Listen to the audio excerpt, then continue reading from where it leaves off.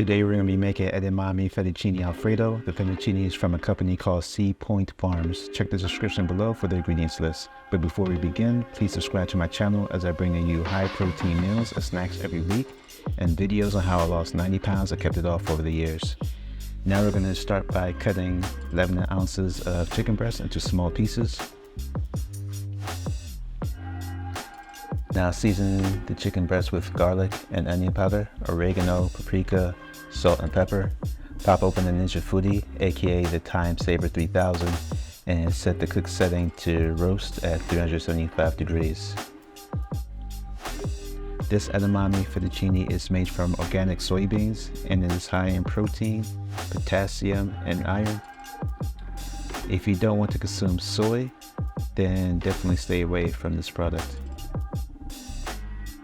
Boil 16 ounces of water.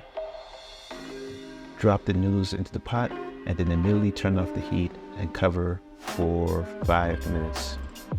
These were the directions on the box and the fettuccine turned out very well. While we wait, we're going to cut 2 strips of bacon. The 5 minutes are up and we're going to use this scale to track nutrition. Next, we're going to evacuate the chicken from the Ninja Foodie. And then next, we're going to drop some olive oil into a pan. And now, we're going to combine all of the ingredients into the same pan.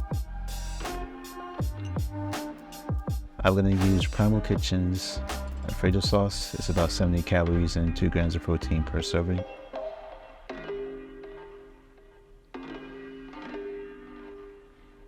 The last ingredient is some leafy green vegetables. I'm just going to grab a handful and drop it into the pan.